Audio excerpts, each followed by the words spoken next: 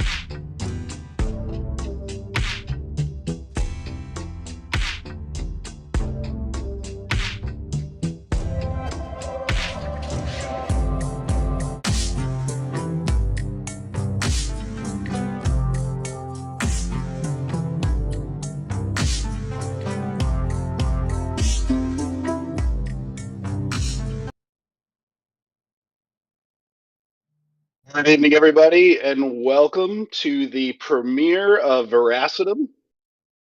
Very excited to be here tonight with our friends from EFFIGY Entertainment. How's everybody doing tonight? Excellent. Fantastic. Excellent.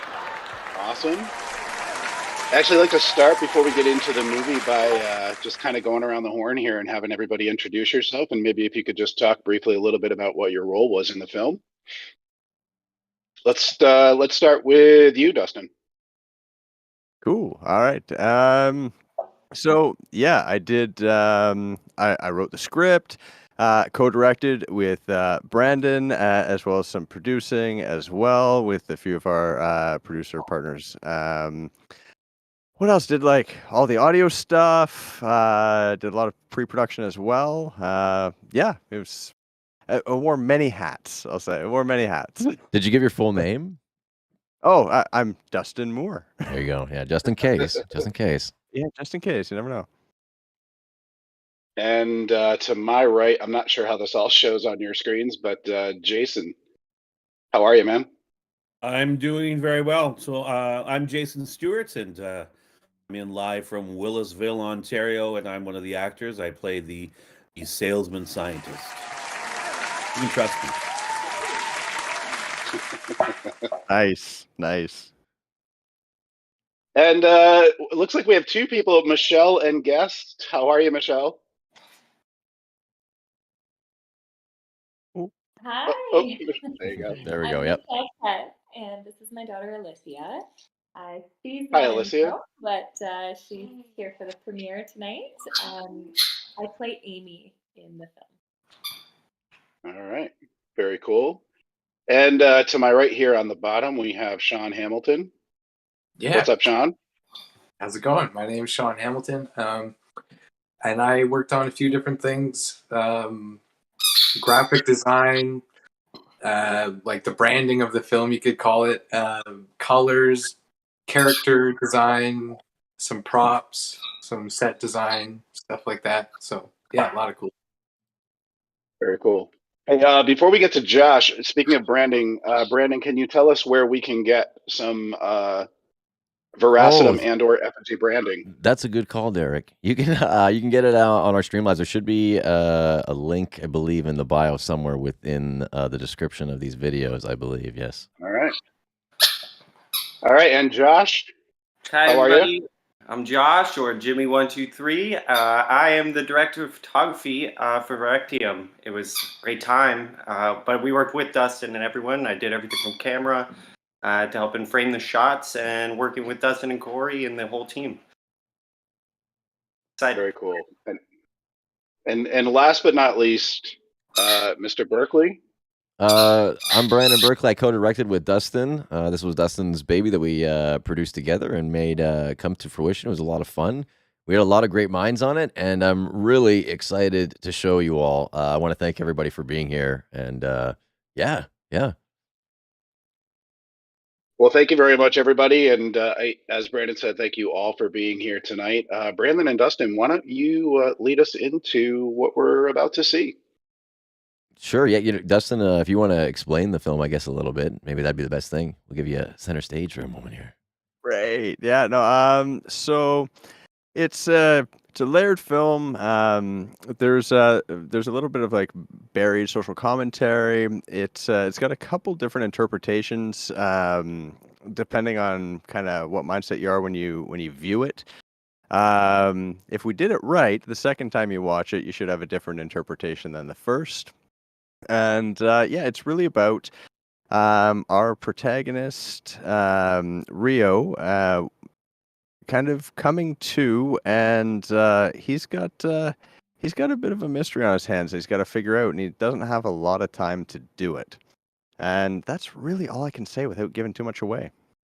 Well, that's a pretty good segue into the film here. So Yeah, I'd say so. let's go ahead and get that queued up, and let's watch the very first public premiere here of Veracitum. Here we go, world premiere. Enjoy it, everybody.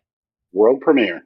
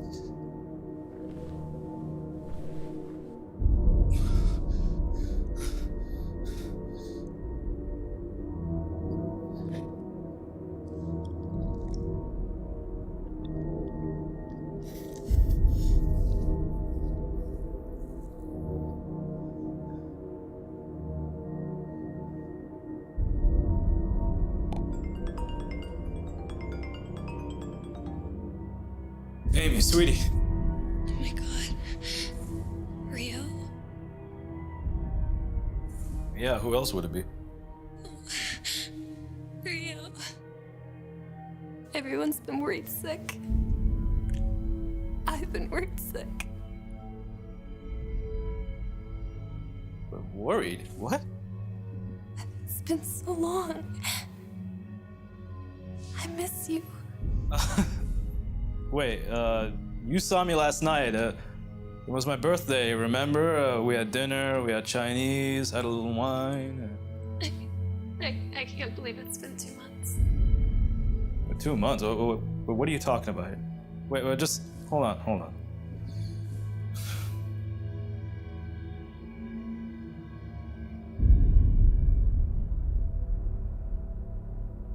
the hell is going on here? Rio, can you hear me? Amy, what? 2 months? Like what? I don't understand. What's going on? It's gonna be all right, okay? Please. Just come home.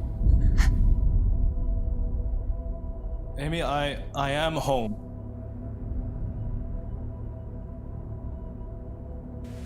Hello? Amy? Amy?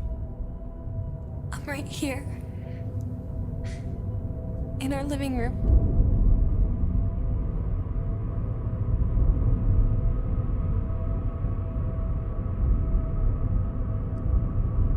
Okay, now I know you're fucking with me. Rio? Amy. Amy, just stop, okay? I'm in our living room right now. You're not here. I'm standing in front of our old ancient flat screen. Our old stupid ass couch and our old junky piano with the low F. Wait, listen.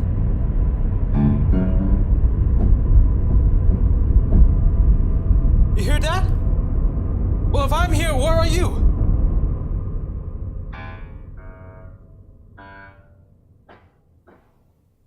See? I'm here. I'm right here. Please. Come home.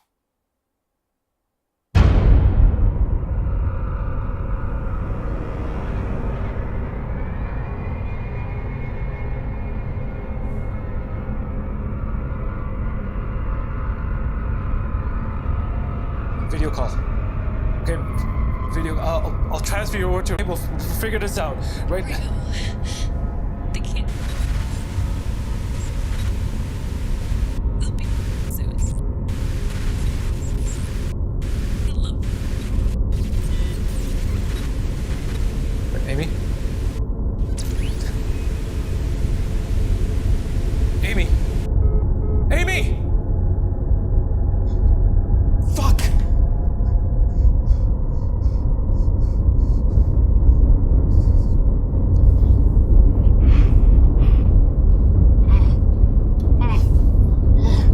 Have months of your life seemingly disappeared? Does reality no longer seem real? Or maybe you're just having bad cell phone reception. Don't worry. Yours truly and the fine folks at Veracitum will help. Don't believe me? See for yourself, Rio. What? Remember that broken low F key on your piano? You should really look at it.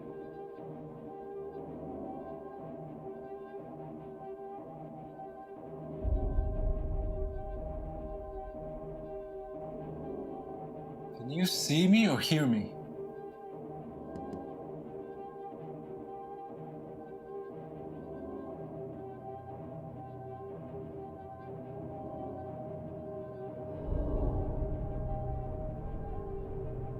Right.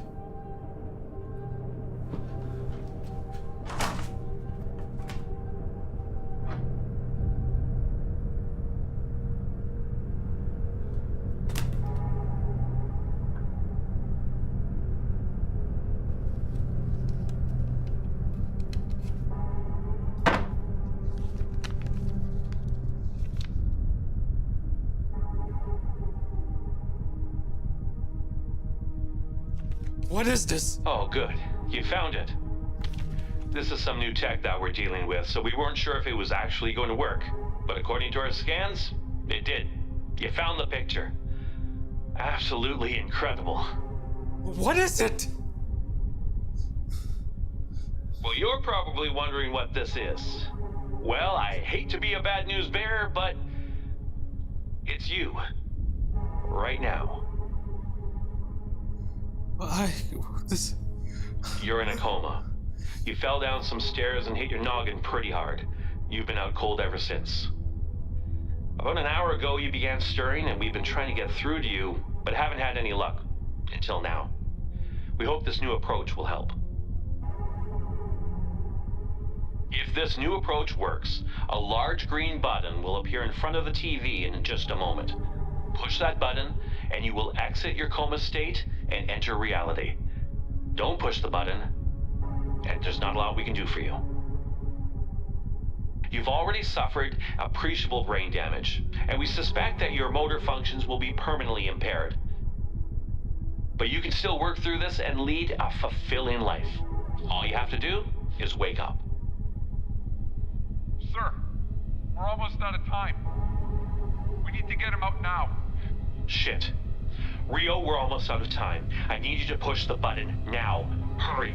Don't let anything stop you. Don't like anything. What?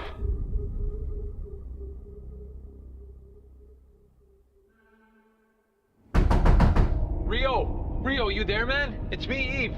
Eve? Oh my God, thank God you're okay. They haven't gone to you yet, have they? They got into me. What? Yes, the scientists. Listen, I don't know what the hell's going on, but the scientist on the TV, he said that. Don't listen to them. They probably told you you're in a coma or you're unconscious and pushing that button's gonna save you. Yeah, but... Shit. That means they know I'm here. What? Okay, there's no time. Rio, I need you to open this door and we're gonna make a break for it, but whatever No, you hold do, on, do no, not no, press man, that button. no. I'm not doing anything until you tell me what's going on. There's no time to explain. Just explain it to me! All right, okay. You've been kidnapped. And there's these scientists who have been doing experiments on people, and you are one of their lab rats. Rio, take a look around. This isn't your house. You're in a research facility right now. And if you press that button right there, you'll die. What? Why? There's no time to explain. We have to go now. I'll tell you on the way. Let's go. I don't believe this, man. See, that's what I mean, Rio. They're gonna be here any minute. Open the door. Don't let these people get in your head, Rio. I'm not leaving my bro behind. Shit.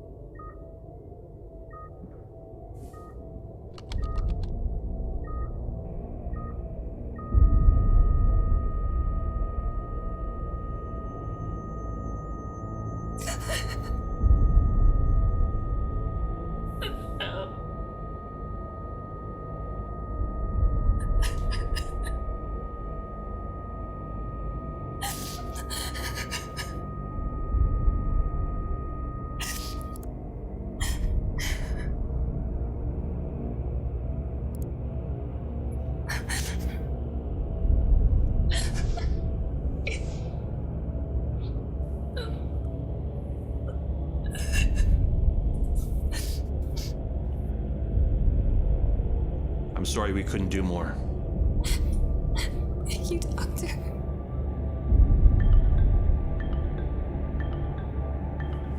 Just a moment. Yes? Yes. Subject chose B. Of course. Perfect. Send me the updated EXE files. I'm on my way.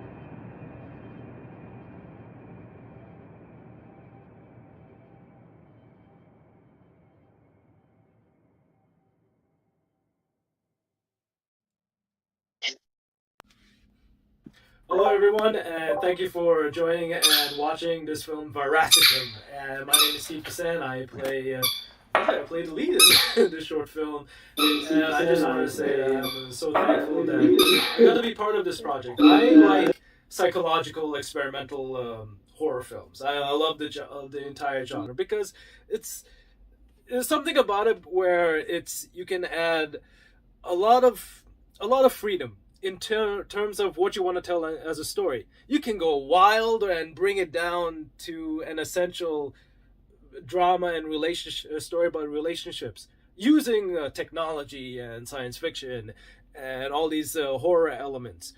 And that's what I love about this genre so much. Don't get me wrong, it's fun to do dramas, extensive dramas, crying dramas, and also comedies and whatnot, and action films, because who doesn't love shooting guns, right? Although you shouldn't in real life, that's very bad. But it's fun to do it on film. However, doing horror films and psychological thrillers and sci-fi films, that's using your imagination to tell a story, and that's what we're doing here. We're using our imagination to tell a really fundamental story, and a story where it still comes down to a human connection between me the guy that I play, and also his loved ones as well. And funny enough, where I'm doing this video, behind this wall, is where I actually did my audition tape for this film. Because I'm located in Toronto, and I sent it here. I saw it, the casting post. It's up in Sudbury. I was like, yeah, let's do it. Let's give it a shot. And luckily, it paid off. And yeah, it was actually a fun drive. It was my actually first time going to Sudbury, and 4 hours didn't feel like it at all. I saw a wolf cross on my way there.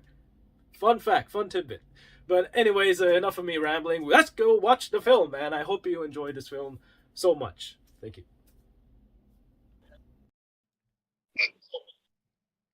All right, so we did watch the film. We're back.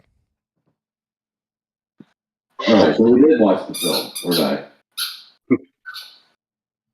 Well, thank you very much, Steve. That was Steve Kazan, who plays Rio in Veracitum.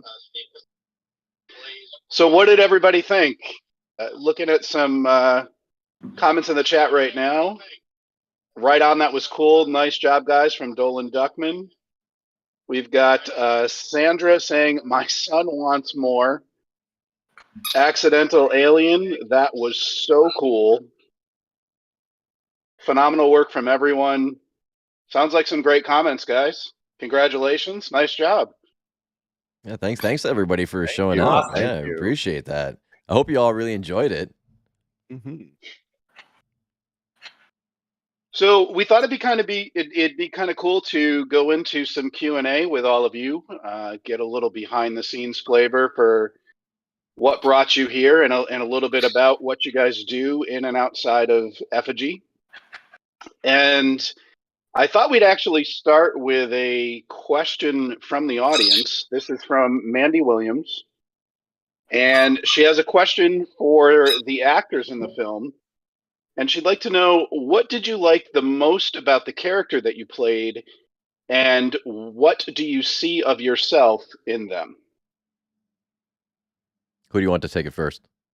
Let's start with Amy. Michelle or Jay? Oh, I'm sorry, Michelle.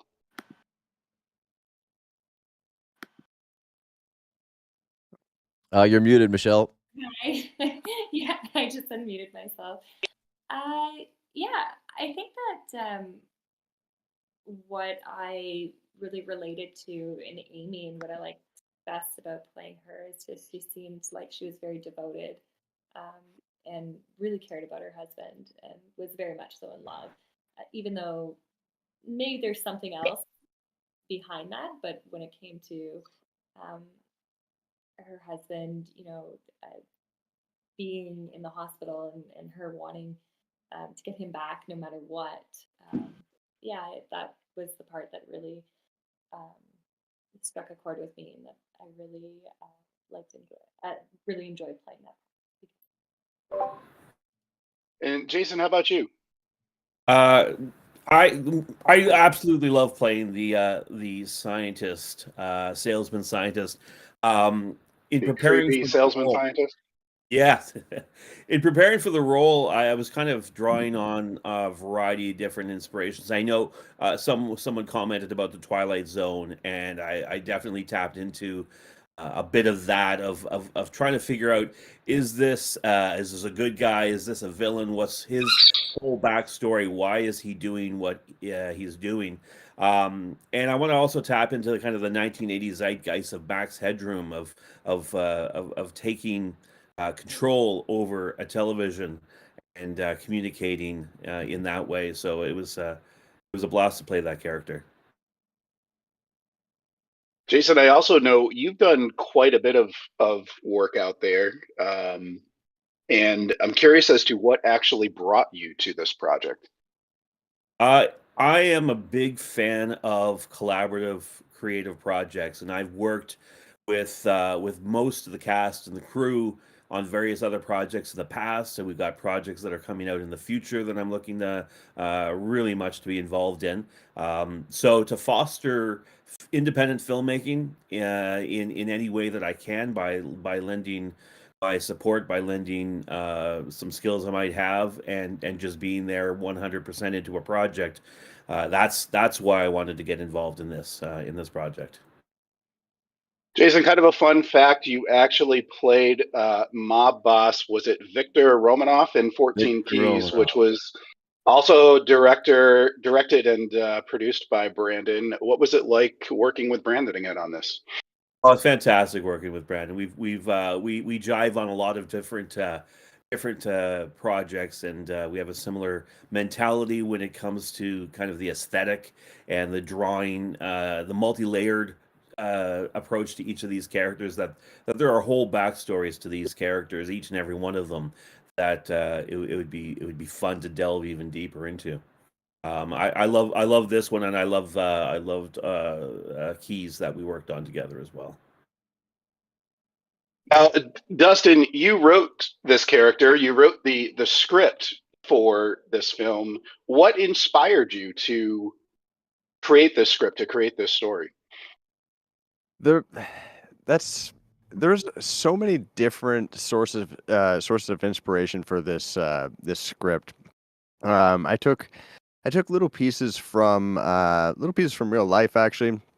That was kind of the catalyst. There was kind of a real life moment that kind of inspired one of the underlying like kind of launch pads of the plot, which I won't detail. I'll leave that a mystery. But also, like, I love thrillers. I love sci-fi, and so I I wanted to create a certain kind of atmosphere, an uneasiness, a tension, a vibe. I wanted to kind of inject some, or I wanted to evoke questions as well. I didn't want to create something super clear.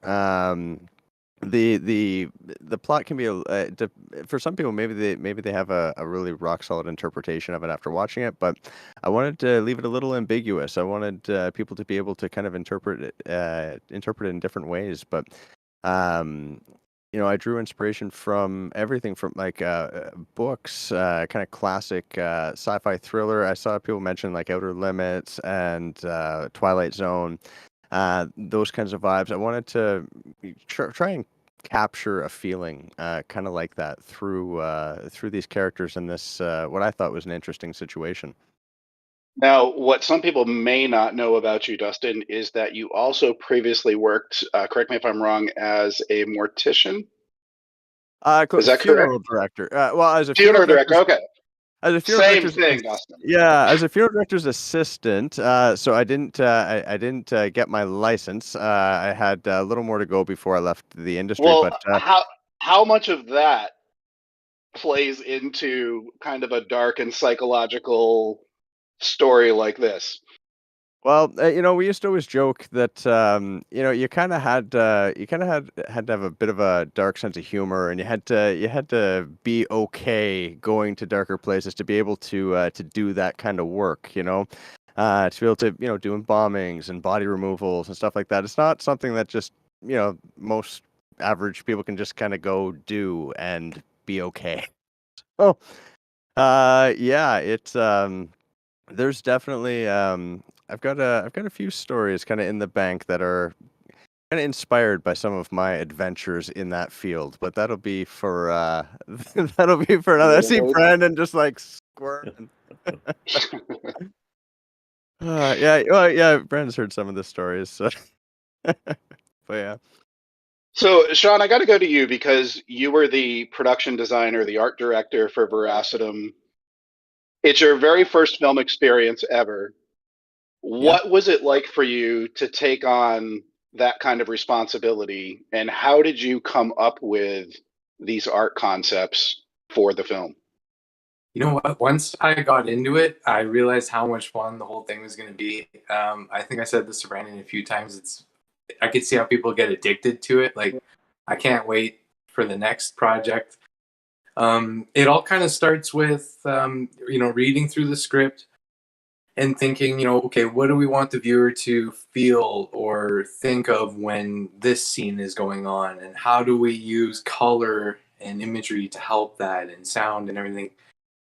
So I come up with like a system of colors. So if you watch it again, you'll notice in different scenes, it's the same kind of set, but with totally different color harmonies and things like that, just to, bring on a different feeling of what's going on, and starts from there. And then you kind of, I would just try to implement that into props and anything else on set. Again, if you watch it again, you'll notice little differences here and there.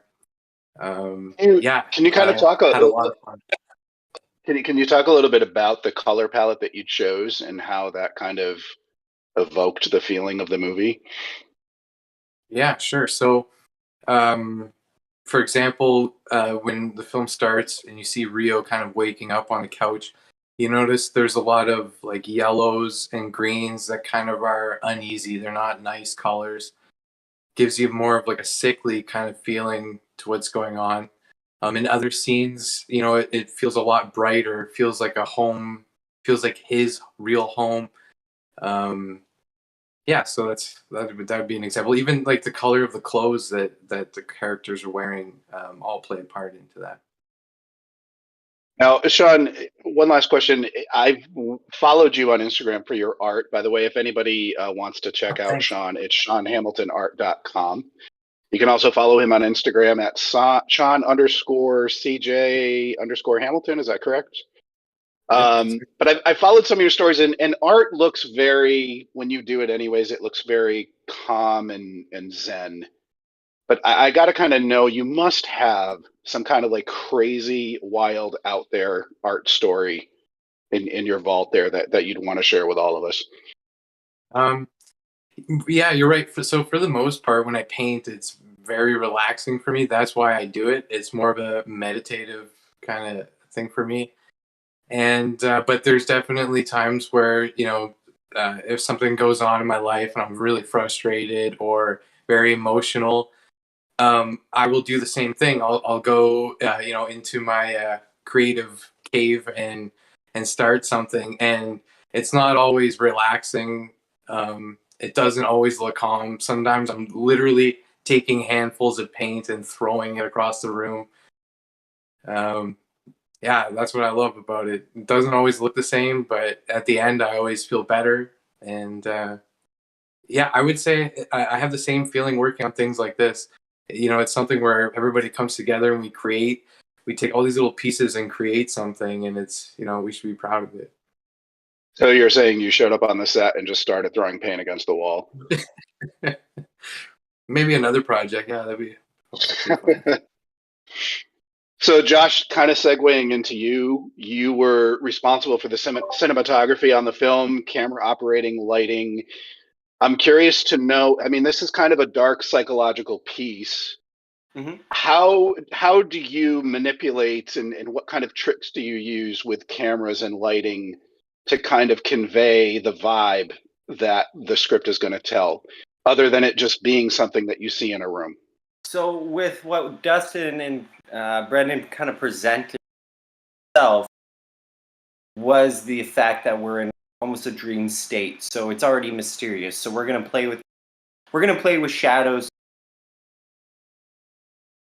And that was one thing that we kind of stared at, and the piano match on wanted to bring. With what we wanted to also bring some Dutch angles. We had some shots Steve, the actor, had kind of suggested, which is the turning one, where, and we had different choices. So we had Eric behind it, and we would shoot in there to kind of give you. So what we kind of had presented, we're kind of getting the outer limit. Are you afraid of the dark? Different angles, off angle. One, Dustin actually was when we have Michelle talking on the phone. It's like I'm sorry, I'm going to stop you 1 second. Yeah. Your audio keeps cutting in and out. And I was just checking the chat. They're telling me the same thing. So they're only hearing about half of what you're saying. Oh, so sorry. Got very excited there. But like when we had Michelle's shots, Dustin had this idea of almost, have you ever, it's the Warriors and the DJ. So we had just kind of cut on the mouth with background lighting. So we had some dynamic light really was very exciting, especially for myself to shoot. So just to kind of play around in that field and getting new camera, especially horror and sci-fi and thriller, it's a fun playground to play in, and it was really fun to do this one. Well, I think you definitely pulled off what you were aiming to achieve there for sure. I think the audience would agree. Josh, am I correct? Yes or no? You are a fan of the series Are You Afraid of the Dark? Love it. Yes, love Does that it. include the Does that include the reboot? I have seen the reboot, but one of my production company is called Midnight Society Productions, and it's an homage to how that raised me. We had the best TV as kids in Canada for the eeriness and the horror, and I think that really influenced why we've made what we've made today. Tell us just real quick about your production company, the Midnight Society. So we've done a few music videos. What we delve in is more horror and thriller, and we're working on a few new projects and a lake horror coming up. But yeah, we've done a few videos. You can find them on YouTube. Very fantastic. One with a mask, and we're influenced by the dark and weird, strange, and that's what we're going to continue to bring. Very cool. And also, Jason, you also have your own production company, Lapse and Judgment Films. Tell us a little bit about that. Yeah, so I dabbled over the last few years with some short films. Again, mostly in the horror genre, 2 horror films and a comedy. The most successful one has been The Philanthropist, which just played last weekend at the Sudbury Tiny Underground Film Festival. And Congratulations. it's done quite well internationally. Our lead actor, Dylan White from Gore Bay on Manitoulin Island, has won Best Actor in a few of the film festivals. He's big in Berlin, and so we're really proud of that project. We focus on a lot of social justice and activism work, graphic design, art, and filmmaking as well. So we have a couple projects that we're launching. I say it's me and whoever else I can draw in. Hopefully, some of this crowd for my next project. Very, very cool. That's very cool. Michelle, there was one thing that I happened to notice in this film. You must have probably the most unenviable role in that your husband is dying and you basically have to be sad throughout the entire thing. What is it like to play a part like that, and how hard is it to actually cry on camera? Well, you see that was my first experience with having to cry on camera before, and I honestly wasn't sure if I would be able to do it, and we gave it a shot, and was it Dustin had some eye drops for me, and it was constantly anytime I put the eye drops in my eyes, I actually felt like I was crying because just the sensation. So, I would hop in and out of character. I would be, happy and joking, and then all of a sudden I'd be like, okay, I'm crying now. So it was it was interesting, and it was a neat experience. This was my first film experience. I've done some theater work in the past, so I thought that this was more about me observing everybody else. Like I was really impressed with Steve's work and Jason's work, and like just seeing that come together and how they went into character and seeing their roles play out was just really incredible. So me crying, I just felt like I'm like, okay, let's just keep crying, But I was really fascinated with everything that was going on around me, though. Did you all kind of feel that way as you were working together? You all have sort of different backgrounds, different talents and skills that you're bringing. Did you all kind of have a chance to sit back and just kind of look at what each other were doing and learn from each other and appreciate the talent that was in the room?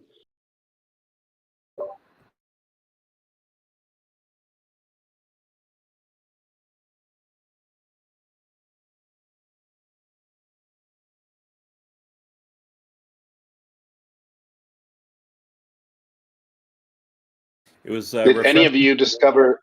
Sorry, Jason. Go ahead. No, go ahead. It was refreshing for me. Usually, I'm the leader, the guy who's juggling so many things all at once with the various projects that I have. So it was really nice to be able to kind of parachute in and have the one job, and the acting job, and so I really dug that. That's not something that it's a luxury. So, and the first time I was so out of that kind of loop that the first time I saw it was last weekend, and to see that up on the big screen and go, oh wow, that just gelled so well.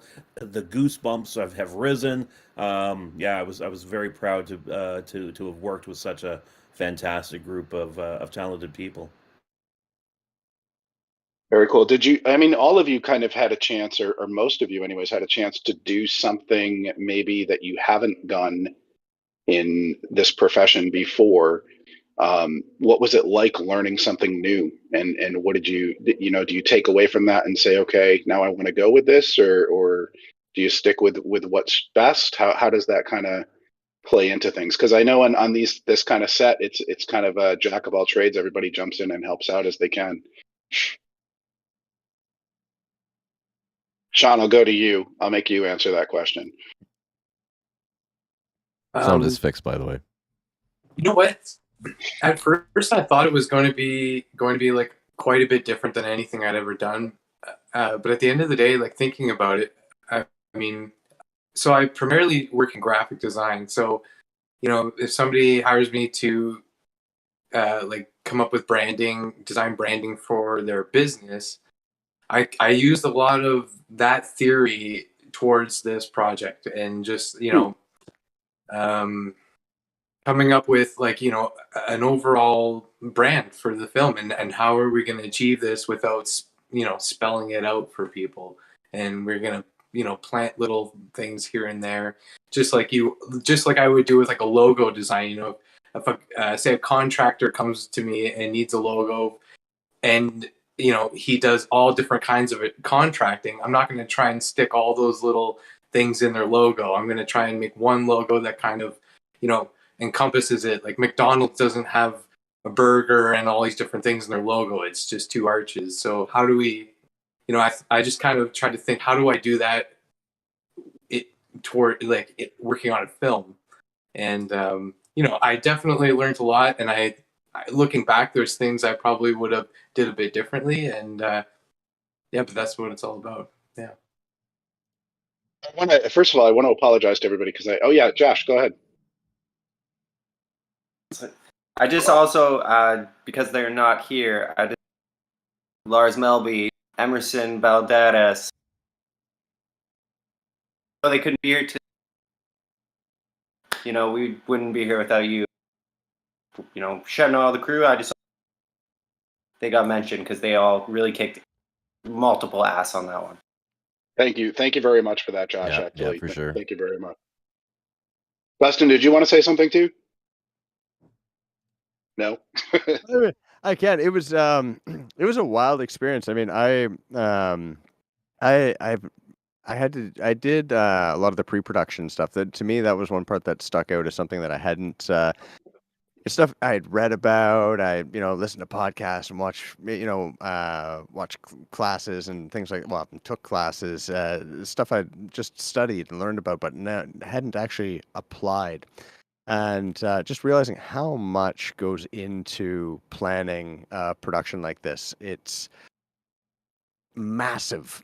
Absolutely massive. And of course, there's so many jobs, like no one person can do it themselves. So I was constantly leaning on everybody in the team at some point or all points, depending on who you were and what you were up to. But that was a really it was exhausting, but it was really rewarding. I thought it was a really cool experience, and seeing the camaraderie in the team, like people, us coming together, and because we've never, as a group, this is kind of the first thing that we've all come together on and worked on collectively, and seeing that, just we're having lunch and we're just talking film or life or whatever, and it's like we're good friends. We've known each other for a while, and I thought that was really cool too. And then all all the technical stuff. Like there's so much happening. And it happens so quickly. It's like you plan for so long and then it just like it's over. It was an awesome experience. I can't wait for the next one. Just to input really Definitely. quick, I thought it was really Yeah, interesting, and go something ahead. that Dustin just mentioned is that like how we all kind of clicked, like we had known each other forever. I've noticed anytime I've ever been in like theater or film or like these creative groups, there is this weird like bonding experience that you have because I think you're actually putting your effort and your passion forward, which just makes people like really close in a weird way. Like, you know what I mean? You just kind of bond over that one aspect and you become like instantly friends. That's all I wanted to say, but yeah, I agree. Well, I it's would like say a even summer camp. It's a summer camp phenomenon, right? Yeah. You're in Yeah. at the exact same time with the exact same purpose, throwing in mad long hours and surviving on coffee and Timbits. So you're going to bond in the trenches like that. And but then when you go home, you feel like you need more. You need more of that. Yeah, never enough.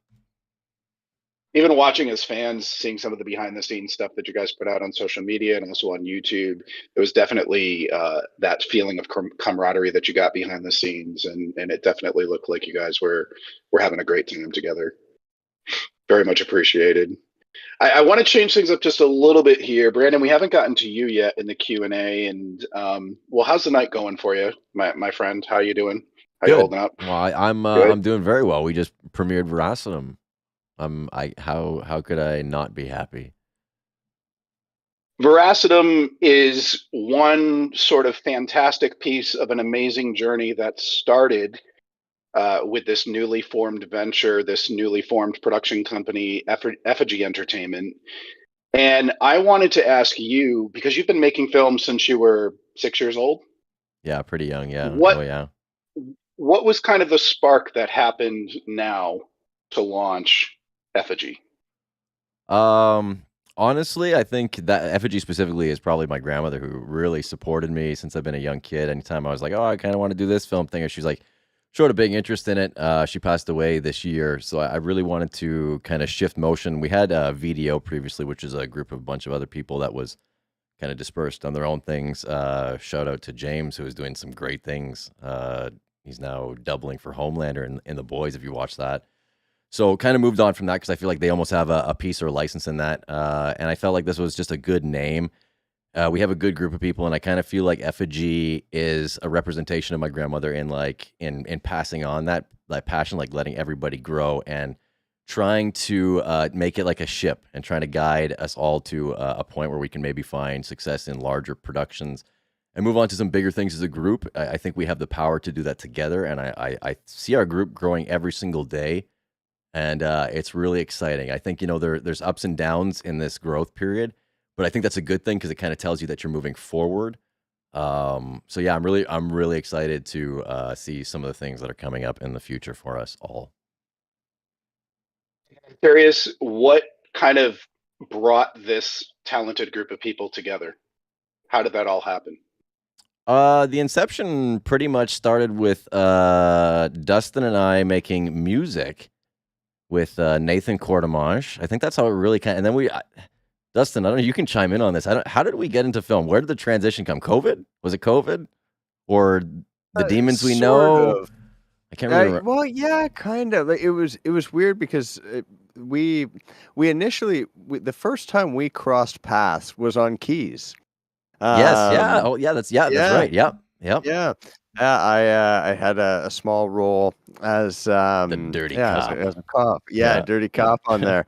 And it was interesting, and we kind of knew a similar circle of people as well. Like, I'd known J. Paul forever, and we ran into each other one day and decided to start jamming. And I think it's just as we were jamming, we're just talking about film and stuff, and because probably music you video. I think we probably that's probably the transition. Somehow we kind of went from that into this, and then and that's where it really birthed, though. I would say, just skyrocketed, right? Yeah. We did we did Demons We Know. We did the Batman thing. Yeah.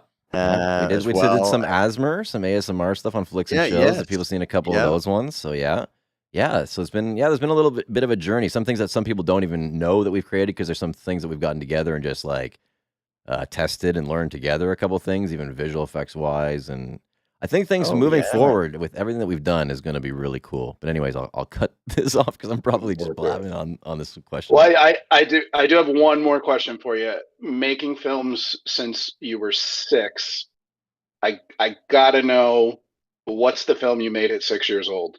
Aladdin. Let's inspire all the 6-year-olds out there in the world. All right, to get 6-year-olds. into filmmaking. Here's the thing: if your parents have a video camera, it has to be VHS. Though it's the only way to go because that's what it was back then. You take the video camera and you say, "Let's do Aladdin," and your brother will say, "Let's write a script and everything." And you say, "No, it's got to be improv," which is still me to this day.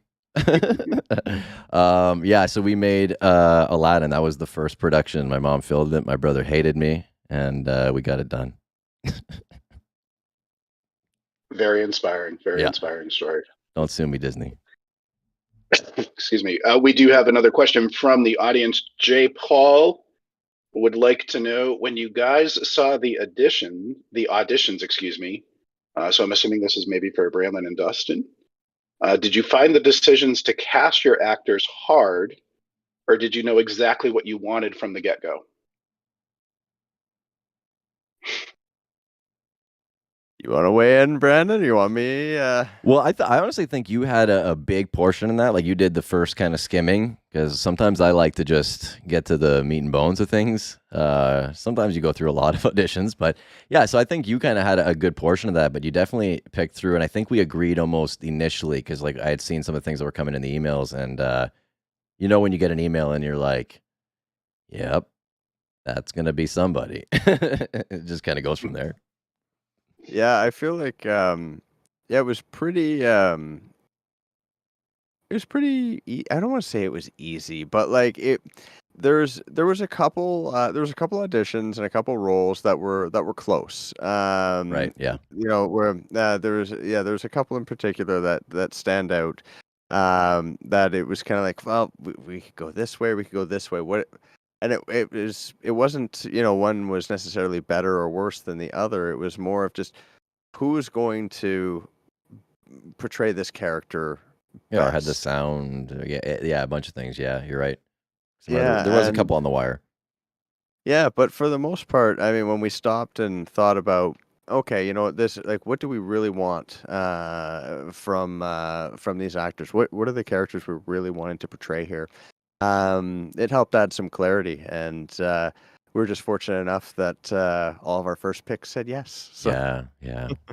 You guys are Nice. awesome, by the way. I just gonna answer this really quick. Who played Aladdin? It was my brother. I played the genie. Okay, we can continue. Sorry. Wow, you gave your brother the leading role? Yeah. Or wait, so- is the genie really the Yeah, leading genie's role? cooler. Come on. What are you talking about? Yeah. All right. I thought maybe now would be a good time to kind of give a shout out to a couple of other people who were involved in the film, Minot and Peter, who were both kind enough to donate to the film and are associate producers of Veracitum. So thank you both very, very much for your kind generosity to help make this film happen. Thank you. Very much appreciate that support. And thank you enough.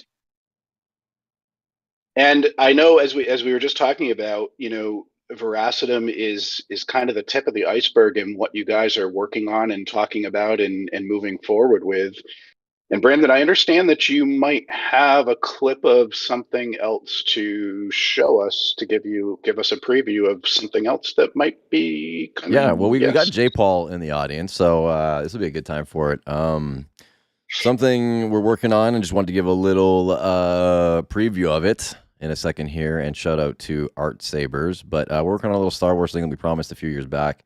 Jay and I have been doing choreography for this. We'll be doing it again on Sunday, but yeah, we're trying our best to get something done. So we're gonna give you a little preview of a Star Wars thing right now, if you guys are cool with that. Let's take a look. All right.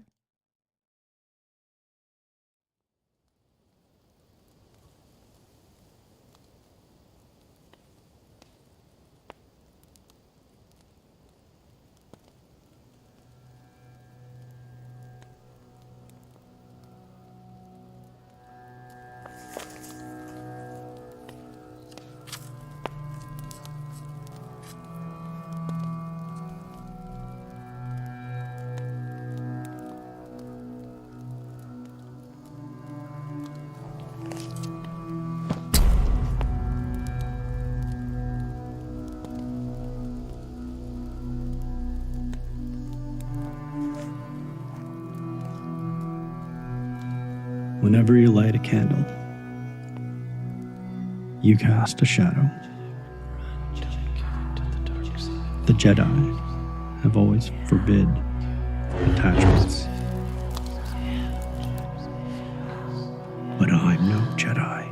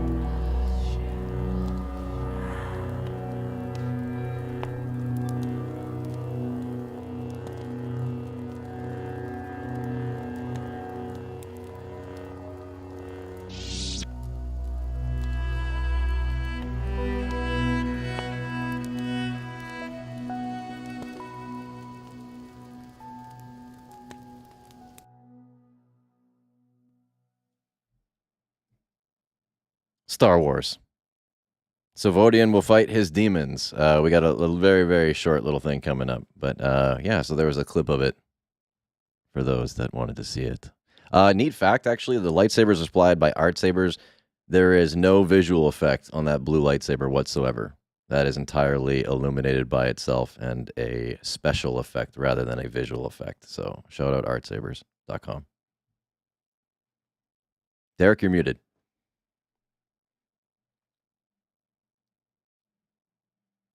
Thank you. People who may have followed your earlier work probably may realize that this is a bit of a continuation of a story that you had started some years ago. Can you talk a little bit about the progression of that story and why you decided to revisit it now? We wanted to do it a long time ago. Honestly, cool lightsabers came in, and I said, you know what, we should really finish this. And Jason's availability became available, and so we just started working on that. And it's something that we made a promise to ourselves many years ago. Jay and I actually set out to work on different things, and we want to make those goals come to fruition, especially with certain events that have occurred this year. I just want to really push forward with certain things that I said I would.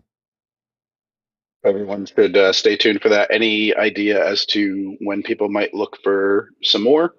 I can't give a specific release date yet. Really depends on how fast we can get our choreo down. We're trying our best, but we'll see what we can do ASAP. ASAP, promise. All right. Well, if the gang is all down, I thought we could move, since we're talking about movies tonight, I thought we could move into some movie trivia. Now, I have not really planned out how we should do this. I don't know if it should just be a free-for-all or if we should go around the group. What do you guys think? Should you fight over the answers? Should there be fight blood over involved? It. Yeah, what, do we win something? Do we win the pride of effigy? You win the pride. Yes. All right. Okay, cool. Group. All right, cool. Yeah. I say just maybe we'll just blurt it out. Blurt it out. All right. And then Well, since we just saw a Star Wars intro to a short that's coming up, let's start with a Star Wars question. There is a new Disney Plus Star Wars series. There is a new Disney that premiered on September 22nd. It's the Andor series. It's expected to run for 2 12-episode-long seasons. But originally, it was planned to be a much bigger undertaking. And does anybody know, according to showrunner Tony Gilroy, how many seasons Andor was originally supposed to be? And bonus question, how many years it was supposed to run?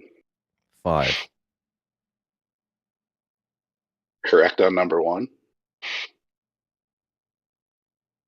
Anybody know how many years those 5 series were going to be stretched out?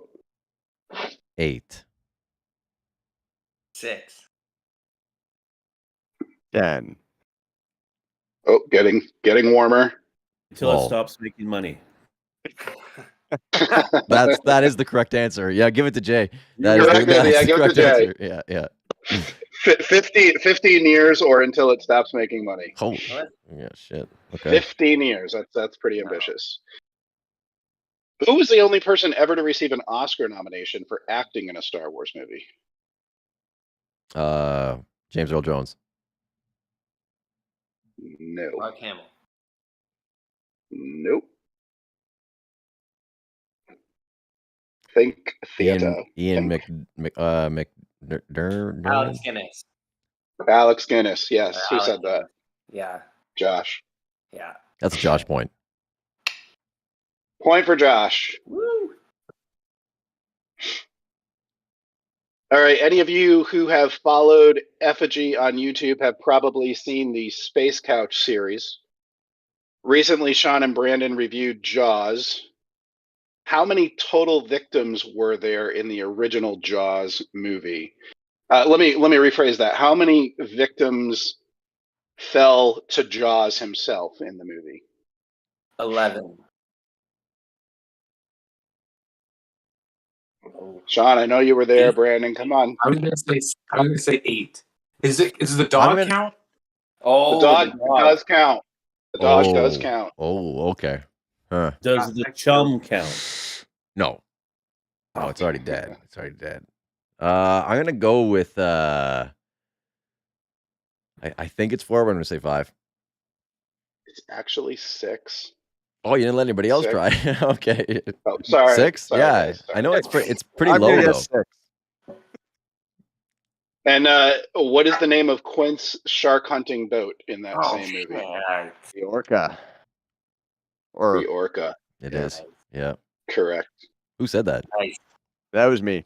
Good for you. Dustin. Point for Dustin. Mm-hmm. All right. Totally switching gears now. What was the first feature-length animated movie ever released? Ever. Snow White. Very good. Damn. I would not have known that. Nice. Point for Jay. I feel like we're the Brady Bunch right now. We could just like. Right? Alice. Sorry. Stop. This should be an easy one. What was the name of the skyscraper in Die Hard? Nakatomi Plaza. And Nice. quick on 2 the points draw, for man. Damn. Okay. So now we know. Jay's fighting. It's so reference. Jay's fighting for the prize. Another easy one. The head of what kind of animal is front and center in an infamous scene in The Godfather? Horse. Cat. Oh. Mule. Of course. Oh, who said it first? I think it might be Give it to Josh. Michelle. Oh, shit. Give it to Michelle. All right, we'll give it to Michelle. Point to Yeah. Michelle. I only know that because of The Simpsons. Okay. Not even for watching The Godfather. Mandy in the comments will love that one. What is the highest grossing R-rated movie of all time? R-rated movie, highest grossing of all time. Ooh. Can we get like one of those like 50 year. 50s Give us or the like year. hints? And- Yeah, what's the or year? no. That's 10 years. And I have Deadpool. you need a what? Can you say like Okay. 80s, 90s? Yeah. I can tell you it was released in the last, I don't want to make it too easy. Let's say the last 5 years. Yeah, so Joker. Oh, Joker or Deadpool? Yeah, Joker. Oh, Got it. Yeah. Damn. Wow. Yeah. Damn. All right. Good All call. time highest grossing R-rated movie. Interesting. What famous individual played park owner John Hammond in Jurassic Park? Richard Attenborough? Correct. Correct. What the hell? Wait, Jason, do you do like Josh. these weekly trivia nights? Or no, was it you, Nah. Josh? Yeah, Josh. Yeah, I'm Josh. That's Jason. But who got the answer? Josh. Josh. Josh has been Josh. Josh has been nailing them all. Yeah. Gotcha. Okay, sorry. Josh is like Um, Jordan in '94 right now. Speaking of 94, what 1994 film is credited with revitalizing John Travolta's career? '94. Pulp Fiction? Face Off? Got it. Dustin got it. Nice. Oh shit! Was that Yeah. '94? Pulp Really? Fiction. Face Off. That's the best though. That was whoever said that. I wrote. What movie was incorrectly announced as the winner of Best Picture at the 2017 Academy Awards during the greatest Oscars flub of all time? La La Land? Was it La La? I don't know. Correct. It was La La Land. Yeah. But Damn. here's the bonus, Josh. Who actually did win the Academy Award? I want to for say Best Picture? Moonlight. Correct. What? Yeah. Hey man. That's incredible. That's Josh, pretty impressive, Josh, man. I feel like you're at the bars once a week doing like these. I've movie never trivia done a nights. trivia night. Or you guys wrote these together. I had some con ship Shut here. up. All right. Who wrote? Okay, this should be easy. Who wrote the famous scary theme music from Halloween? John Carpenter. Dustin. There we go. James. Everybody's John makes music. John Carpenter. Oh, fuck. Okay, damn. I should have known that too. I seen that on Waxwork Records. Yeah, he used a Yamaha CS80 for a lot of that, which you can hear a bit of in the Veracitum soundtrack. Sick. Isn't it amazing that everybody has like these little niche things? Like everybody that answers is like, oh well, like knows something very specific. That's great. Back in 1973 on the first Monday in December. All right, I have two questions here that I think are good trivia questions, but I'm going to admittedly tell you I don't have the answers for them. Okay. They are about Veracitum, so I am hoping one of you will have the correct answer to this, and I'll have to accept it as correct. The first question is, what is the... Sean, you can't answer this question. You're out of this one, sorry.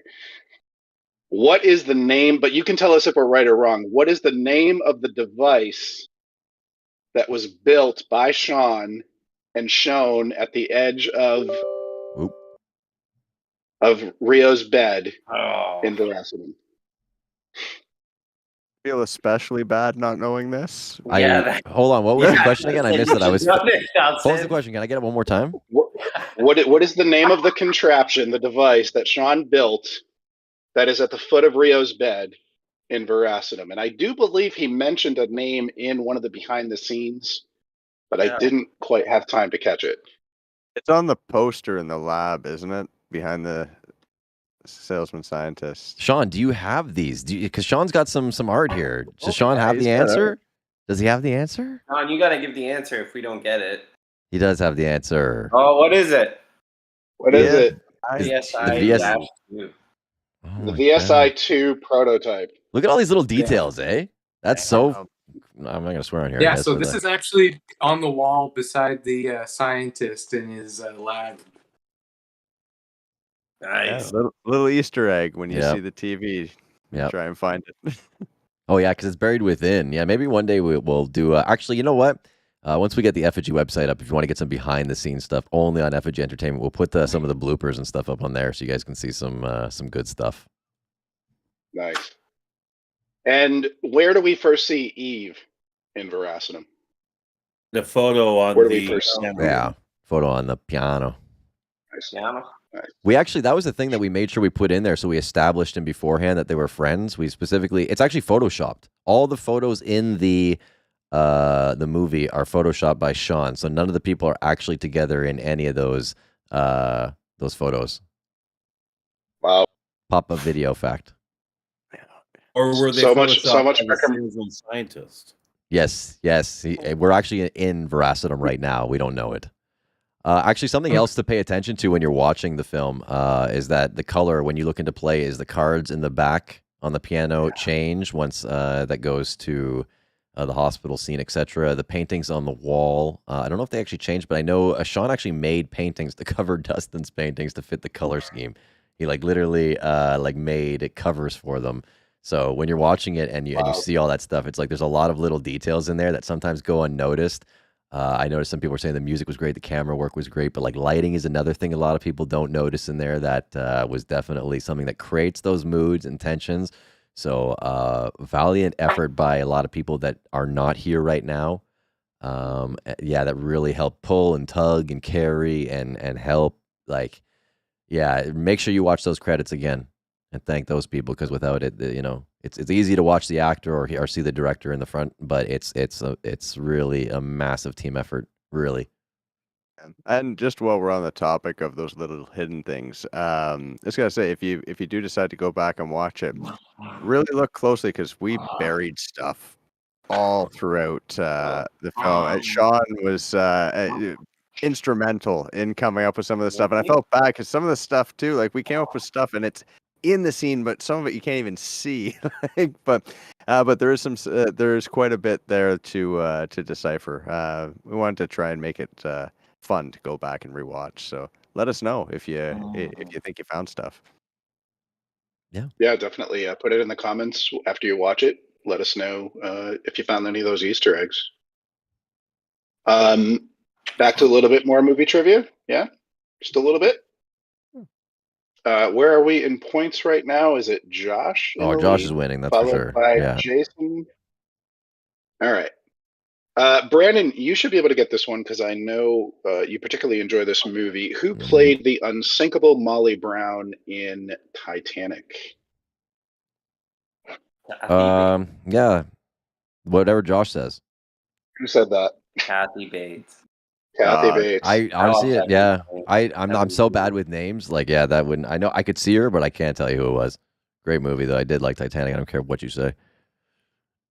Aaron Sorkin won an Oscar for writing what 2010 drama? Is that Social Network? It is. Oh. It is. Good movie. Nice job, Dustin. Dustin catching up in the points. Amazon series Jack Ryan is based on a character from a series of books written by Tom Clancy, but who was the first actor to play Jack Ryan on screen? Tom Cruise. Harrison Ford. Oh, wait. Ben Affleck? Think SNL. Trump. Chris Farley. No. Dana Kennedy? Trump. Dana Who? Carvey? No. Played Trump. Jimmy Is that Fallon. Baldwin? Like who did Trump? Played Trump on Connery. SNL. I don't know. Yeah, I can't even think of that one. No, yeah. Has some other acting brothers. Has been Alec known Baldwin. for Yeah, Baldwin's. Yeah. Billy Baldwin. Yeah, okay. Alec Baldwin. All right, what is the highest grossing foreign language film, all of you Canadians who speak French, in the United States box office? Sorry, didn't fully read that question. Highest grossing foreign language film at the United States box office.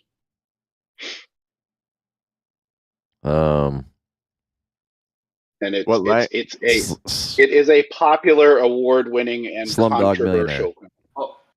Parasite? Nope. What language Think is that? Think religion. Passion of the Christ? Passion of the Christ. Yeah, no shit. That doesn't make sense. I would not have got that if you didn't say religion. Yeah. To be honest. All right. Well, let's do last one for all the points. All right, last one. Last one. All right. 3 of Jim Carrey's blockbusters, The Mask, Dumb and Dumber, and Ace Ventura: Pet Detective, all released in the same year. What year was it? 93. 96. I think it was 97. 92. 94. 95? Who said 94? 94 Me, it is. yeah, 94. Oh, no, I said 93. I said 93. Because I was thinking 93. before. Yeah, okay. Damn. Shit. Damn you, Josh, and your trivia knowledge. Sorry. I believe, Josh wins. I believe Josh is our winner. Nice job, Josh. We will we'll mail you something. Okay. I would have won, but my computer died. Yeah. To be fair, you definitely froze out of there, so I'm smoke this. There was your celebratory DJ air horn, Josh, just for you. I love it. So we're gonna exit on this last note. I guess Derek, you probably have a segue for it. Yeah, absolutely. As we're kind of wrapping up here tonight, I wanted to talk a little bit about the future of Effigy. We talked a little bit about it with Star Wars, but I know you have some other stuff coming up. And Brandon, if you wanted to talk about that. Yeah. So if you can see above you right now, this is the next thing we're going to be putting out a casting call for, trying to get some stuff done with it. Exonumia. This is a project we've been talking about for a while and kind of developing. So if you're an actor or you're interested in production, this is the next thing that we'll be pushing out there. So if anybody wants to get involved, do so now. It's a Greek mythology, kind of like Game of Thrones meets, like The Boys or something. So yeah, coming soon. That's pretty And much this is it. going to be a very cool 6-episode series, correct? Yeah, looking to hopefully do that over what period of time, we're not sure, depending what we can do with our timelines, while also balancing other projects and trying to do other things. But we want to see how it takes, and if people enjoy it, and if they do, then we'll make more of it. Very nice. Starting to shoot hopefully in mid-October. Yes, sir. Stay tuned for more. Well, that's about it. Did anybody else want to say anything before we exit out for the night? I actually just want to thank everybody involved on every level and everyone who came out to join us for this premiere. Thank you so much. This is an awesome experience, and we're glad we could share it with you. Agreed. Thanks, everybody. Big time. Thanks, everybody. You guys rule. Thank you. Thank you, everybody, for coming, and thank you for everybody involved for joining us tonight. And we look forward to the next one. Awesome. Good night, everybody. Good night. Be excellent to each other.